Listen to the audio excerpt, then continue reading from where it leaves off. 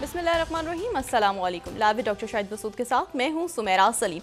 नाज़रीन, आज कौमी असम्बली के इजलास में शदीद हंगामा आराई हुई, जबकि अपोजिशन लीडर उमर अयूब साहब और वज़ीर दिफा ख्वाजा आसिफ साहब के दरमियान जो है काफ़ी तल्ख कलामी भी हुई। इसके अलावा वज़ीर आज़म शहबाज शरीफ साहब ने पार्टी ओहदे से इस्तीफ़ा दे दिया है और आज़ाद कश्मीर में जो है वहाँ से भी हंगामा आराई की इतलात अभी तक आ रही हैं। इसके अलावा दीगर मौज़ूआत पर आज हम गुफ्तगू करेंगे। स्टूडियो में हमारे साथ मौजूद हैं डॉक्टर शाहिद मसूद। अस्सलाम वालेकुम डॉक्टर साहब। वालेकुम जी, आपको भी डॉक्टर साहब, आज जो कौमी असम्बली का इजलास हुआ उसमें जिस तरह से जो मौजूदा सूरत हाल थी, इसमें जो है सियासी अदम इस्तेकाम मज़ीद बढ़ता जाएगा।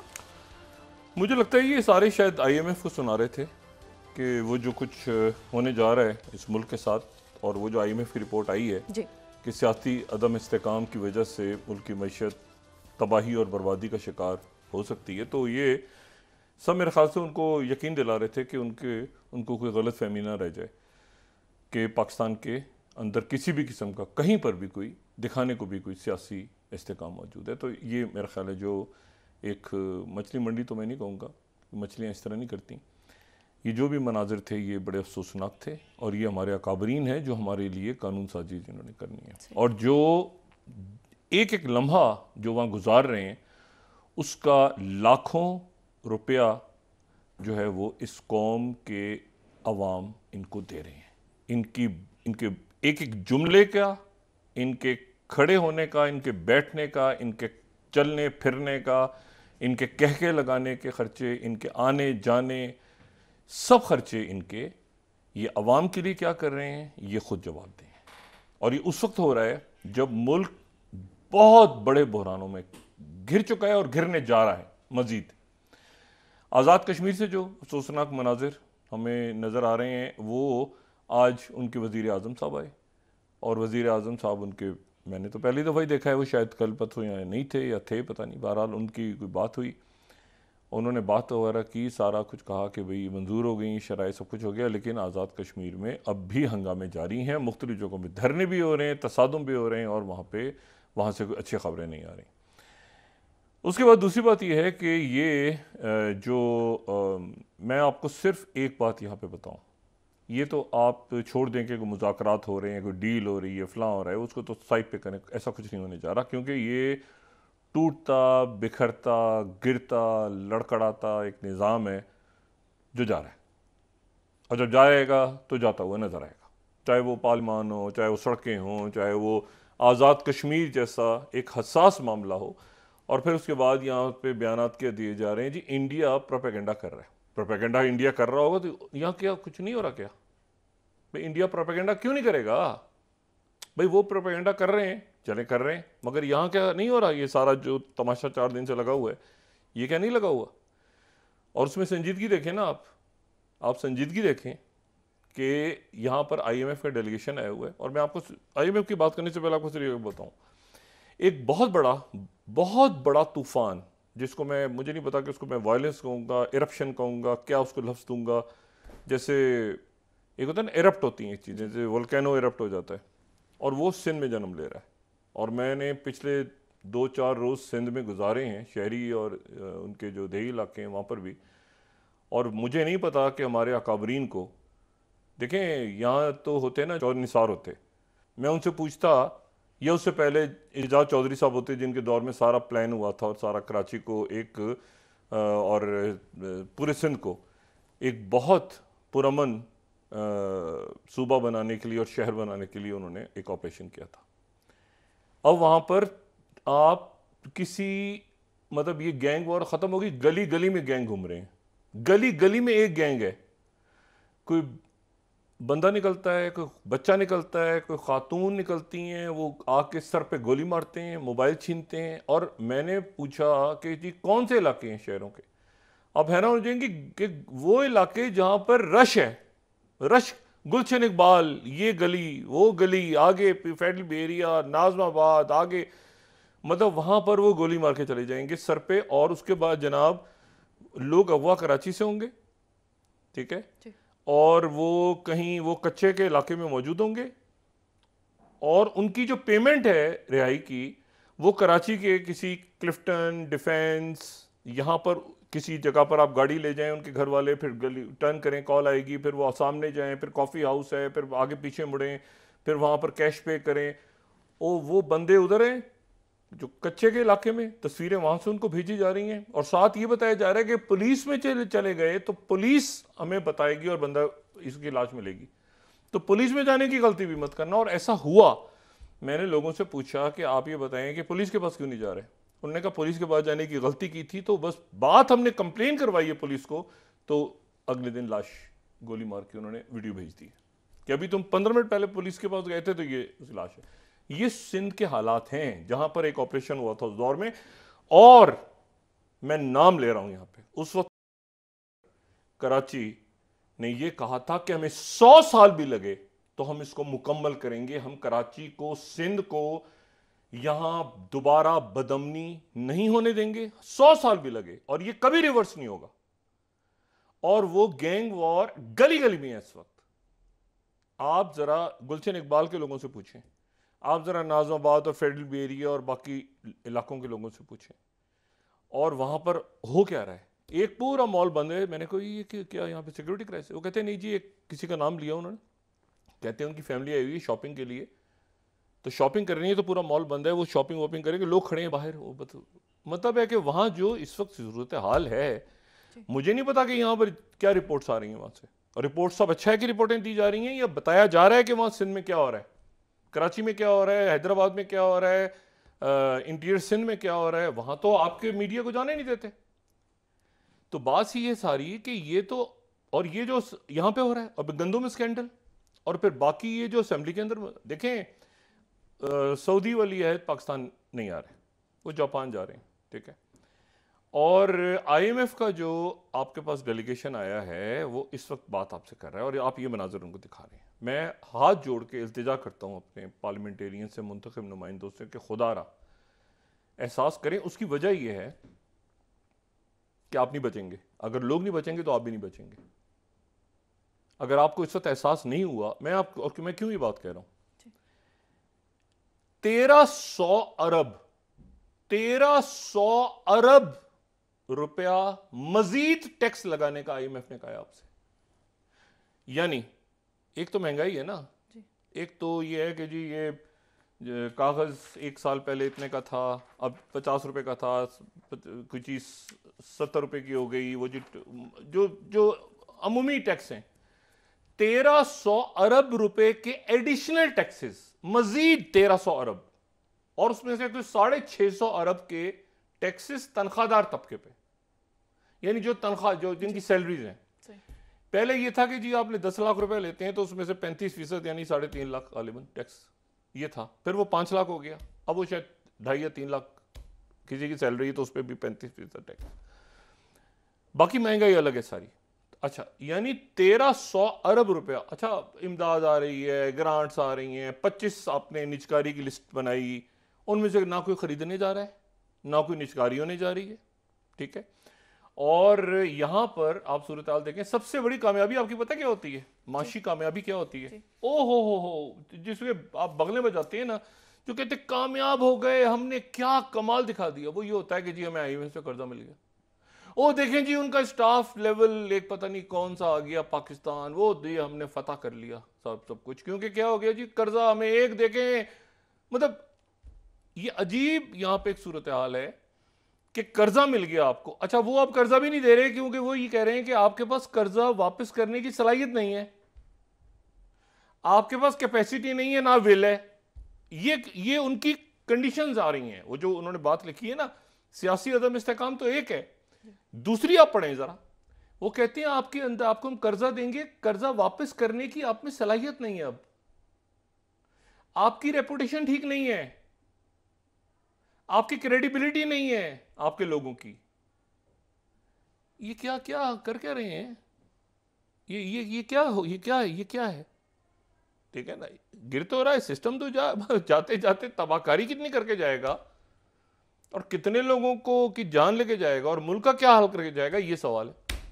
चलेगा तो ये नहीं 2 महीने बाद जाएगा, 15 दिन बाद जाएगा। मुझे लगा इसको वो लग गए हैं, तेजी आ गई है मामला, खास तौर पे जो आज़ाद कश्मीर का है। मुझे नहीं पता कि उन वाक़यात को हमारे, अगर कोई अकाबरीन यहाँ पे हैं, अगर कोई हैं, अब मैं अगर का लफ्ज़ इस्तेमाल कर रहा हूँ, अगर कोई हैं तो वो इन मनाजर को किस तरह देख रहे हैं आज़ाद कश्मीर, या तो ये इनको एहसास नहीं हुआ? ये जो हमारे काबीना के अरकान हैं वहाँ के, और जो मुंतखब नुमाइंदे हैं, और इवन जो बाकी लॉ इन्फोर्समेंट हैं, उनको अंदाज़ा नहीं हुआ कि क्या कोई असेसमेंट रिपोर्ट नहीं थी कि आज़ाद कश्मीर में क्या हो रहा है और क्या हो सकता है, और क्या सोशल अनरेस्ट है ये? उनका मुतालबा, जो मैं कह रहा हूँ सोशल अनरेस्ट जन्म लेगा माशी बदहाली के नतीजे में। उनका मुतालबा कि वो हंगामा क्या कर रहे हैं, बिजली का बिल, गैस का बिल हमें वापस दिया जाए, ये दिया जाए, वो बातें नहीं सुन रहे, आउट ऑफ कंट्रोल है क्योंकि आपने ताखिर कर दी ना उनकी बात सुनने में। अब मुझे ये बताएं कि अगर आप अदालतों के पास जा नहीं सकते, अगर आप जो है वो अरकान के पास पार्लियामेंट से सवाल ही पैदा नहीं होता, उनसे जाके बात करें, थाने कचहरी में जाएंगे आप मारे जाएंगे, अदालतों में जाएंगे आप, वहां अपनी लड़ाइयां पड़ी हुई हैं, तो क्या तरीका रह गया बिजली के बिल वापस करवाने का इस मुल्क के लोगों के पास? आज़ाद कश्मीर में जो वो करें, क्या करें भाई? आप अपने लोगों की बात सुने। ये जो यहाँ पे जो तमाशा लगा हुआ है, और अरब अरब तो ऐसे हो गए जैसे मजाक है, अब ये खरबों का खेल हो गया है, खरबों का खेल हो गया है। मैं हैरान हूं कि ये क्या तमाशा है। और इसमें मुझे ये बाकी अगर मुल्क में हो रहे होते हैं ना मामला आके पीछे दाएं में, जो आज़ाद कश्मीर से विजुअल्स आ रहे हैं, और आज़ाद कश्मीर के अंदर जिस तरह जितना उसको नॉन सीरियस लिया गया है, और आज भी लिया जा रहा था, बजाय इसके कि कौमी असम्बली के इजलास में इस वक्त उन इश्यूज़ के ऊपर बात होती है। बाकी इश्यूज़ भी बहुत इंपॉर्टेंट हैं, ये इश्यूज़ भी इंपॉर्टेंट हैं कि वो जो पंजाब के अंदर या जो रिपोर्ट आई है सामने, वो उसके ऊपर मैं बाद में बहुत लोग बात कर चुके हैं, वो जो रिपोर्ट आई है 9 मई के हवाले से, और मुज़ाकरात होंगे नहीं होंगे सारे, लेकिन खुदारा थोड़ी सी देर तो आप उसको देते कि IMF कैसे देखेगी सियासी अदम इस्तेकाम, उन्होंने कहा है, तो आप क्या कर रहे हैं पार्लियामेंट में इस वक्त? और आज़ाद कश्मीर के क्या मनाजिर आ रहे हैं जब से जो प्रायोरिटी है। आज बहुत सारे अरकान को यहाँ से चले जाना चाहिए था, आज़ाद कश्मीर जाके देखना चाहिए था, वहाँ पे मामलात को संभालना चाहिए था जाके।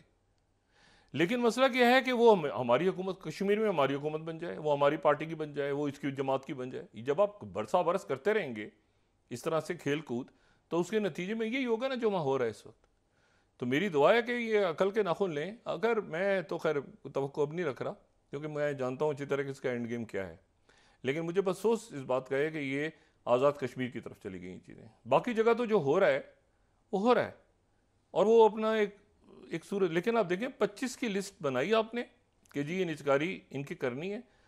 2015 से स्टील मिल बंद है, खर्चा आप दे रहे हैं इतनी 50 मिलियन या कितना PIA का रोज़ खसारा है, और आप जो है वो उनको देते जा रहे हैं।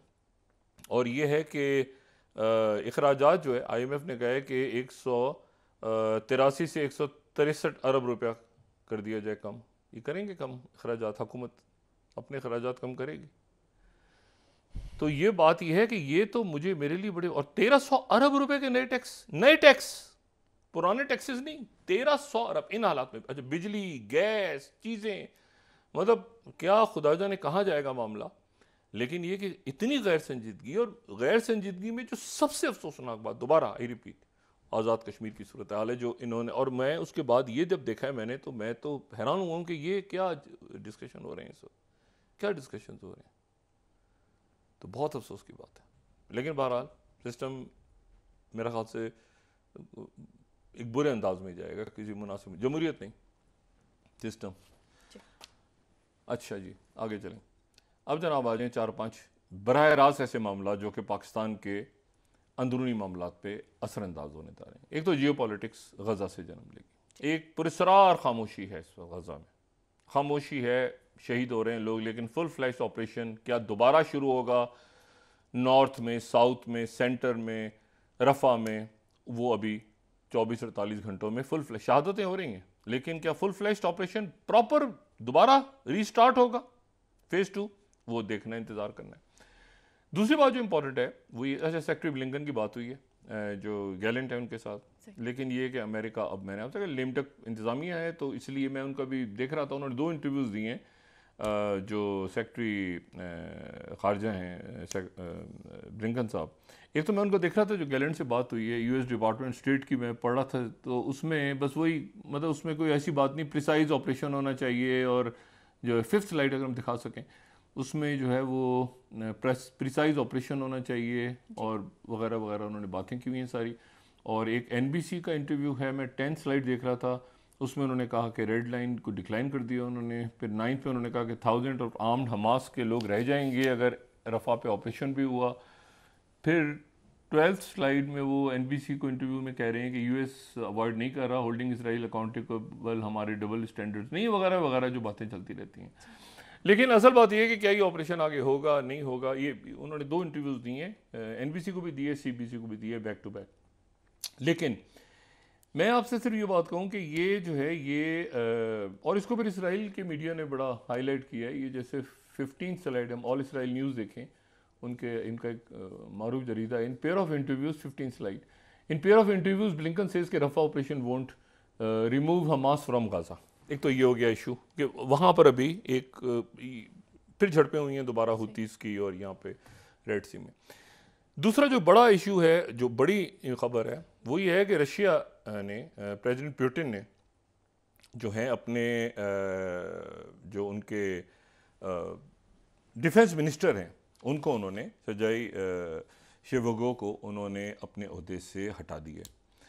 अच्छा, ये जो है ये 2012 से उनके जो है वो वज़ीर दिफा थे, 2012 से 2024 यानी 12 साल उनके डिफेंस मिनिस्टर रहे हैं। अच्छा, 12 साल उनके डिफेंस मिनिस्टर रहे हैं और ये बात आप जहन में रखें कि ये 12 साल अगर डिफेंस मिनिस्टर रहे हैं तो ये डिफेंस मिनिस्टर के तौर पे इन्होंने क्या किया होगा। ये इन्होंने पहली यूक्रेन का जब मामला हुआ उसको देखा होगा 2014 वाले को, फिर इन्होंने सीरिया की पूरी वॉर देखी होगी, फिर इन्होंने अफ्रीका में जहाँ जहाँ वैगनर ग्रुप के साथ इनकी बड़ी ज़बरदस्त रही। लेकिन तावक्त ये कि वैगनर ग्रुप के जो सरबराह थे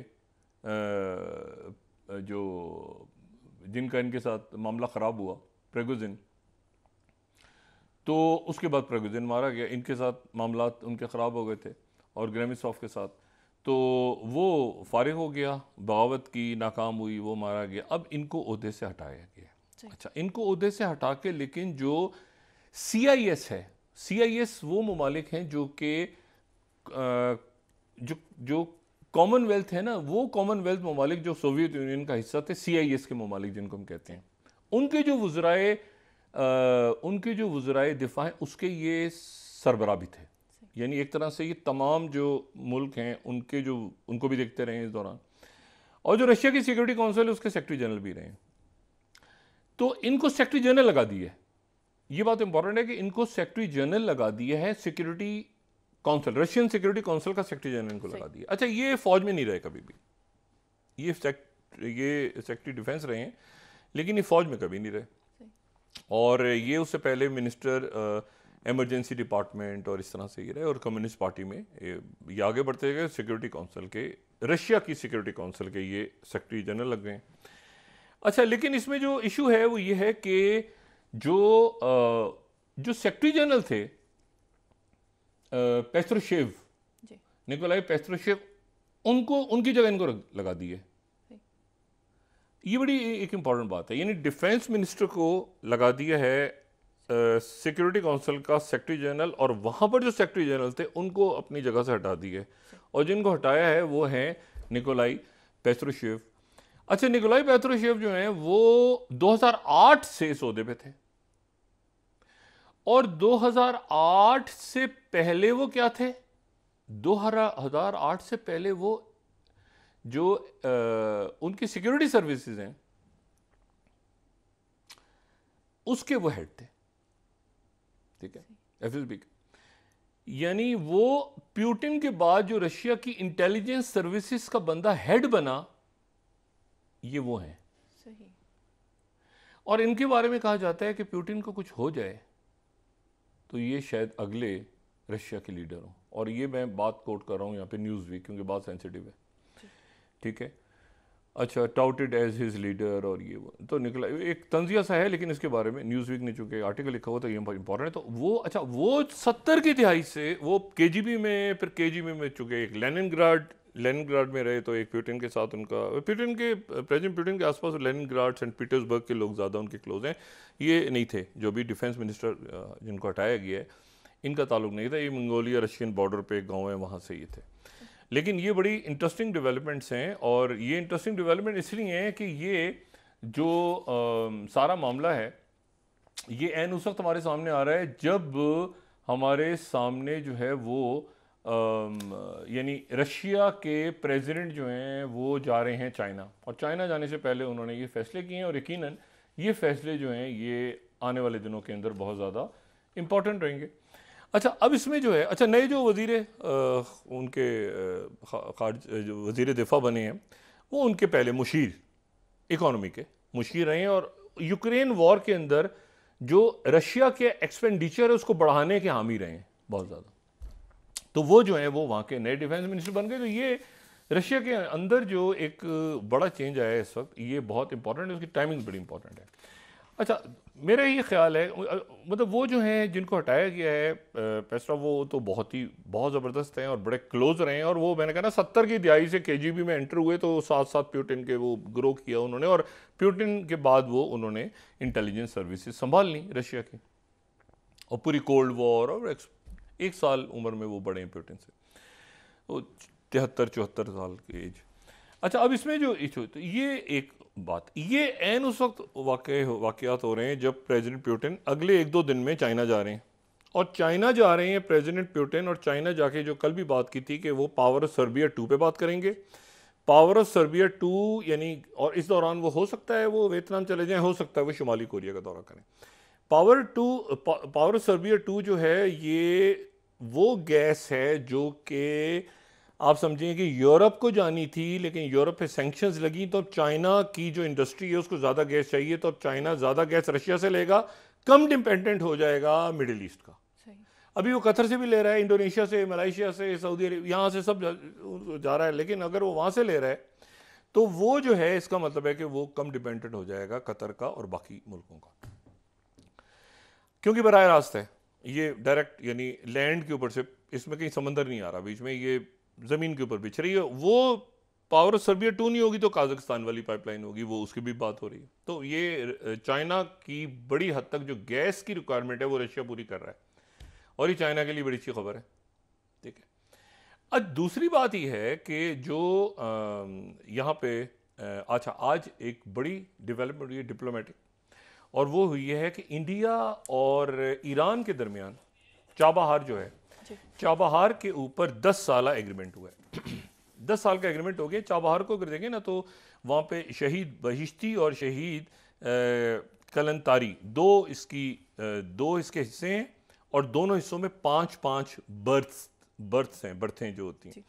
तो उसमें से जो 5 यानी आप समझें कि जो शहीद बहिश्ती का जो है वो है इंडिया के पास, और दूसरा जो है वो चाइना या बाकी जगहों पे। अब ये जो है ये हिस्सा है, यानी ये आप इसको इस तरह से समझें कि ये इंटरनेशनल नॉर्थ साउथ जो ट्रांसपोर्ट कॉरिडोर है उसका ये हिस्सा है। अच्छा, इंटरनेशनल नॉर्थ साउथ कॉरिडोर, यहां पर रोकें, 1 मिनट यहां रोकिएगा। अभी वो है जो ब्लू है, जो ब्लू लाइन है वो अभी है, अभी इस वक्त जो यूरोप के साथ इंडिया कनेक्टेड है वो ब्लू लाइन के थ्रू है।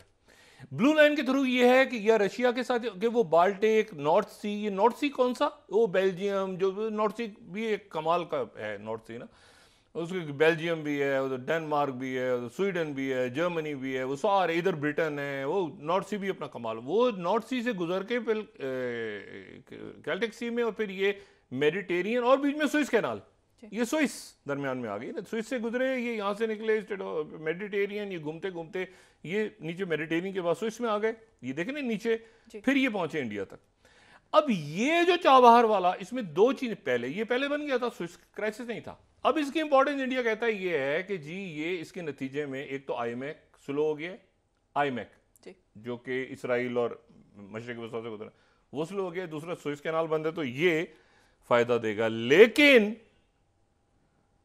ये प्रोजेक्ट ठुस हो जाएगा, ये प्रोजेक्ट ठुस हो जाएगा। इसमें बड़े प्रॉब्लम्स रहे हैं पहले भी, उन प्रॉब्लम्स की वजह से ये पहले ठुस होकर खड़ा होता है, फिर ठुस होता है। ये मोहम्मद खातमी जो प्रेसिडेंट थे 2003 में, तो अटल बिहारी वाजपेयी से मिलने गए थे, ये प्रोजेक्ट आगे बढ़ा था। इसमें अपने मसाइल पैदा हो गए हैं, इसमें बहुत सारे, अगर वक्फा लें में उसके बाद, और ये कोई 170 किलोमीटर दूर है गवादर से। इसकी बड़ी स्ट्रेटेजिक इंपॉर्टेंस है पाकिस्तान के लिए, दुनिया के लिए, region, China, America, Europe, Russia, सारा लेकिन इसके अपने रोले हैं इस वक्त। तो वो 10 साल का एग्रीमेंट तो साइन हो गया, थोड़ी बहुत वो इन्वेस्टमेंट मजीद करेंगे और यहाँ से इस रोड को ऊपर कंस्ट्रक्ट करेंगे। लेकिन मैंने आपसे कहा कि इसमें मसाइल खड़े होंगे, और वो क्या होंगे, नए चैलेंजेस, वो मैं आपको बताता हूँ। पहले भी मुआहदा था, वो पहले ही था कि हर साल रिन्यू करो, अब ये कि 10 साल, और इसमें नई एडिशनल चीज़ कुछ भी नहीं है। लेकिन इश्यूज क्या खड़े होंगे उसमें बात ब्रेक के बाद डिस्कस करते हैं। नाज़रीन वापस आते हैं एक छोटे से ब्रेक के बाद।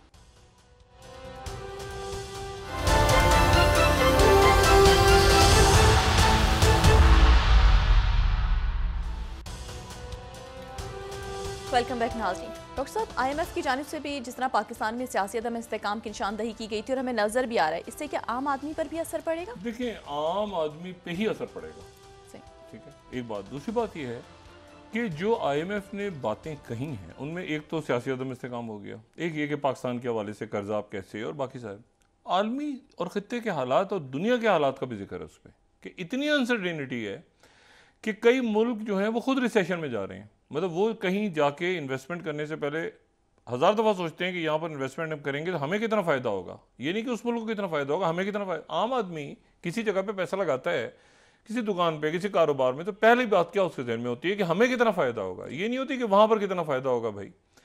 तो बात ये सारी कि आप जब बाहर से इन्वेस्टर्स को लाते हैं तो सब, हर मुल्क, चाहे कोई खलीजी रियासत हो, चाहे अमेरिका हो, चाहे यूरोप हो, वो पहली बात ये होती है कि जी बाहर से इन्वेस्टर आएगा तो इन्वेस्टर को वहाँ के क्या कितना फ़ायदा होगा। पहले तो इन्वेस्टर अपना फ़ायदा सोचेगा ना, ये कोई खिदमत खल्क तो नहीं चल रही, तो वो पहले वो अपना फ़ायदा देखेंगे। तो जब आप एक इन्वायरमेंट क्रिएट करता है कोई मुल्क कि यहाँ पे जी स्टेबिलिटी है, यहाँ पे रूल ऑफ लॉ है, यहाँ पे मार धाड़ नहीं हो रही, यहाँ पे शोर शराबा नहीं है, यहाँ पे एक सियासी इस्तेकाम है, एक करप्शन नहीं है, कोई मतलब कोई अदालतें हैं, कोई सिस्टम है, तो फिर उसके बाद इन्वेस्टमेंट आती है।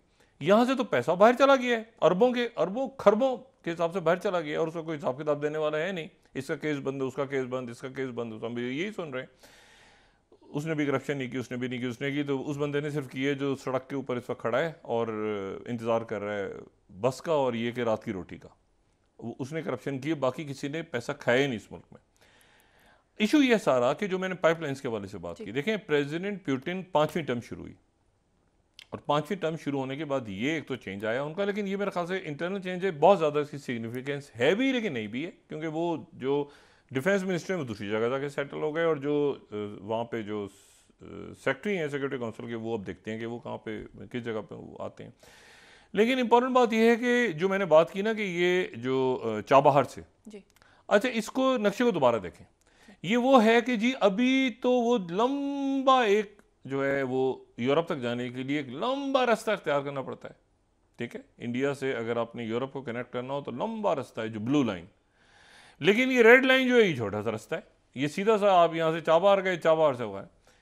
लेकिन इशू ये है कि ये जो रास्ता है, पहली बात तो ये है कि ईरान, यानी इस चाबहार की मैंने कहा 2 हिस्से, तो एक जगह तो इंडिया है, दूसरी जगह जो है वो चाइना है।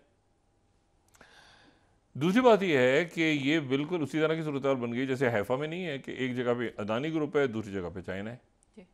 अच्छा, लेकिन फिर उसके बाद जब आगे चलते हैं तो आगे से ये पाइपलाइन एंटर होगी अफगानिस्तान। अब ये जो स्फीयर ऑफ इन्फ्लुएंस, यानी ये जो दुनिया के कुछ इलाके हैं, ख़ासतौर पे चाइना और रशिया के हवाले से, अमेरिका चूंकि एक दूसरी जगह मतलब दूर है, तो इसलिए उसका एरिया ऑफ इन्फ्लुएंस जो है वो उसमें ज्योग्राफी से हट के उसको दूर जाना पड़ता है कि भाई उसको जाके साउथ एशिया के अंदर अपना इन्फ्लुएंस दिखाना है या उसको वस्ती सेंट्रल एशिया में दिखाना है, तो उसकी ज्योग्राफी दूर है और ज्योग्राफी का ही सारा खेल है। अब इशू ये है कि जो एरिया ऑफ इन्फ्लुएंस है, ये एरिया ऑफ इन्फ्लुएंस तमाम का तमाम रशिया और चाइना का है, बल्कि चाइना का ज़्यादा है, रशिया का भी है लेकिन चाइना का ज़्यादा है। यानी आप जब अफगानिस्तान में पाइपलाइन एंटर होगी और अफगानिस्तान के बाद ये आर्मीनिया और अज़रबैजान में एंटर होगी और फिर सेंट्रल एशिया में एंटर होगी और फिर रशिया में एंटर होगी और फिर आगे, तो ये सारा रशिया और चाइना का जो एरिया ऑफ इन्फ्लुएंस है। अब सवाल ये है कि ये यानी अगर आप ईरान और अज़रबैजान को देख लें, ईरान अफगानिस्तान आगे देख लें मामला, और ये कहा जब ये बनी तो इसकी अनाउंसमेंट ही ऐसे हुई कि ये बेल्ट एंड रोड, इसको प्रोजेक्ट ही ऐसे किया गया कि ये बेल्ट एंड रोड का मुतबादिल है, यानी इसकी प्रोजेक्शन ही ऐसे हुई है कि ये बेल्ट एंड रोड का एक मुतबादिल है जो कि कंस्ट्रक्ट हो रहा है। और ये जो है ना, इसको यानी आज भी मैं उनका एक मीडिया देख रहा था, जो टाइम्स ऑफ इंडिया को उन्होंने कहा इसका 17वीं स्लाइड के 10 ईयर चाबहार पोर्ट पैक्ट पहले ही है, पहले हर साल रिन्यू होता था, अब ये 10 साल का कर लिया। मतलब इसमें एक नई चीज़ और इन्वेस्टमेंट थोड़ी सी और होगी, कोई नई चीज़ कोई नहीं है इसमें। इशू ये सारा कि उन्होंने जो जितना अनाउंसमेंट वो कर रहे हैं कि चाइना के और पाकिस्तान के अगेंस्ट खड़ा हो रहा है, ये अब एक इशू है। क्योंकि इसमें जब जियोपॉलिटिक्स ले आते हैं आप, तो यानी उसमें ये भी देखें ना, इसमें ये भी तो हो सकता था ना कि वो इस बात को कहें कि जी चूँकि आईएमएफ हमारी स्लो हो गई है, या हमारा जो है ये जो रेड सी के अंदर है इश्यूज चल रहे हैं रेड सी की वजह से, उसकी वजह से, लेकिन वो उनका ये बेल्ट एंड रोड के ऑल्टरनेट है। तो भाई ये एरिया ऑफ इन्फ्लुएंस जो है, अगर तो आर्मीनिया अज़रबैजान की कहानी किसी ने ना पढ़ी हो हालिया दिनों में, इंडिया मुकम्मल तौर पे आर्मीनिया के साथ था, आर्मीनिया को वेपन्स भी दे रहा था। पाकिस्तान आर्मीनिया को मानता ही नहीं था और अज़रबैजान जीता उस गेम में, पाकिस्तान, अज़रबैजान, टर्की। रशिया ने भी, रशिया आर्मीनिया के साथ ज़्यादा था, लेकिन उसने भी CIS के अंदर, दोनों मुल्क थे तो उसने अपना पलड़ा आखिर में अज़रबैजान की तरफ भी डाला। अब सुलह भी हो गई है, झगड़ा भी है, इतनी जल्दी सुलह होती नहीं है, ये लंबे पुराने वो जेनोसाइड और ये वो पुराने इनके सदियों पुराने इनके झगड़े हैं, तो ये बड़े बदकिस्मती से बड़ी रुथलेस जंगें होती हैं इनमें। लेकिन इशू ये है कि ये एरिया ऑफ इन्फ्लुएंस, अब मुझे अच्छा नई बात भी कोई नहीं है, अब मैं ये सिर्फ तसव्वुर कर रहा हूँ कि इस वक्त जो है ये प्यूटिन जो है, अच्छा तो इससे ज़्यादा मैं से बातें करूँगा क्योंकि ये भी, इसमें भी अभी हिकअप्स हैं आगे, क्योंकि मैंने आपसे कहा ना एरिया ऑफ इन्फ्लुएंस ये पूरी, चूँकि जब मोहम्मद ख़ातमी आए थे, बड़े ज़बरदस्त मोहम्मद ख़ातमी ईरान के अटल बिहारी वाजपेयी के दौर में, लेकिन इशू ये है कि ये जो जोग्राफी चेंज हुई है और जियो पॉलिटिक्स चेंज हुई है, 2003 वाला अफगानिस्तान नहीं है, 2003 वाला अज़रबैजान आर्मीनिया नहीं है, और ना चाइना और ना रशिया। तो ये मुझे नहीं पता कि मामला कैसे चलेगा बेल्ट एंड रोड के अगेंस्ट, खासतौर पर जब रशिया में एंटर होना है उसने। रशिया की तमाम जो आने वाले दिनों के अंदर जो बड़ी इस हफ्ते खबर है, इस हफ्ते जो बड़ा दौरा है वो है प्यूटिन का चाइना का दौरा। 5वीं दफ़ा मुंतखब हुए, 40 मुलाकातें हो चुकी हैं, जो कल भी मैंने बात की उनकी शी जिनपिंग से, आखिरी मुलाकात उनकी बेल्ट एंड रोड फोरम में हुई थी। और प्रेसिडेंट प्यूटिन क्या यूक्रेन के ऊपर प्रेसिडेंट शी जिनपिंग को बात करेंगे? यूक्रेन का जो नॉर्थ का हिस्सा है जिसको बिल्कुल दुनिया भूल गई है, खरकिव का हिस्सा, वो तकरीबन रशिया ले गया है। आज उन्होंने कमांडर फायर कर दिया है यूक्रेन के लोगों ने, वो खुद कह भी रहे हैं कि हाँ वो इलाका निकल रहा है हाथ से, खरकिव का इलाका, वो जो नॉर्थ पहले भी उन्होंने डिस्कस कर चुके हैं, जो केव के बाद दूसरा इलाका है वो उनका हाथ से निकल गया है। और इसमें जो है अब वो वेपन्स किस तरह से आते हैं, किस तरह से जंग लड़ते हैं, US एडमिनिस्ट्रेशन लेम डक हो गई है। अब लेम डक हो गई है तो नेतन्याहू यहाँ पर ऑपरेशन करते हैं, नहीं करते, अरब ममालिक उनको रोकेंगे, यूरोप रोकेगा, कौन रोकेगा, क्या होगा, वो ख़ुद भी थोड़े से इस वक्त हिचकिचाहट है। यानी ये हो तो रहा है कि टैंक्स आ गए वहाँ पे, लेकिन फुल फ्लैज ऑपरेशन रफ़ा में, अब वो कह रहे हैं 3 लाख, कल तक 3 लाख की फिक्र है, और वो कह रहे हैं 3,60,000 जो है अलमसावी के का जो इलाका है, जो साहिली पट्टी है, वहाँ पे लोग चले गए हैं छोड़ के रफ़ा का इलाका और बाकी इलाके, और ये सारे या ये सनवर नहीं मिल रहे। और या अच्छा इशू ये है सारा कि फुल फ्लैट ऑपरेशन, फिर दुनिया ये भी, अरब मुल्कों में ये बात बड़ी सेंसिटिव है कि एक बात कह दी, क्या ये सिक्योरिटी पैक्ट रहेगा इजिप्ट के साथ, क्या इस पर अरब ममालिक कुछ करेंगे, क्या रशिया इसको खामोशी से देखता रहेगा, क्या सीरिया और इराक में और लेबनान में क्या हालात बनेंगे। तो ये एक खामोशी सी है जिसमें हम ये तो देख रहे हैं कि जी इसराइल कह रहा है कि हम मुकम्मल यहाँ पे, उनकी जारियत जारी भी है, लोगों की डेथ्स भी हो रही हैं। आज उन्होंने क्रॉसिंग खोली कुछ देर के लिए, सामान कुछ गया फिर बंद कर दी। तो लेकिन यह है कि क्या फुल फ्लैश ऑपरेशन जारी होगा, शुरू होगा दोबारा, जो कि कई महीने तक जारी रहेगा, और मज़ीद 13 लाख लोग उसमें, 13 लाख लोग अभी मौजूद हैं। 40,000 की आबादी शहीद हो गई, तकरीबन 38-40,000, और बाकी लोग तो मौजूद हैं। तो क्या इनका भी कत्लेआम होगा और दुनिया देखती रहेगी?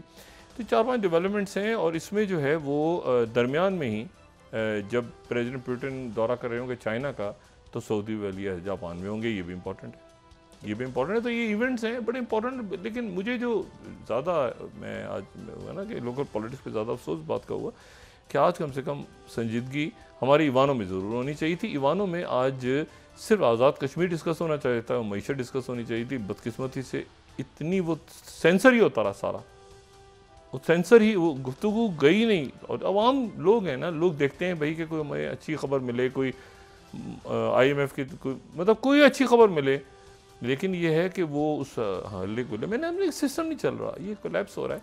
और ये कोलैप्स होगा तो ये नज़र आएगा। जी बहुत शुक्रिया डॉक्टर साहब। नाज़रीन, के साथ ही आज का प्रोग्राम अपने इख्तिताम को पहुंचा। मुझे सुमेरा सलीम को इजाज़त दीजिए। अल्लाह निगहबान। जी डॉक्टर साहब, अपने दोस्तों रिश्तेदारों को दुआ के लोगों का सब ख्याल रखिएगा। अल्लाह हाफ़िज़।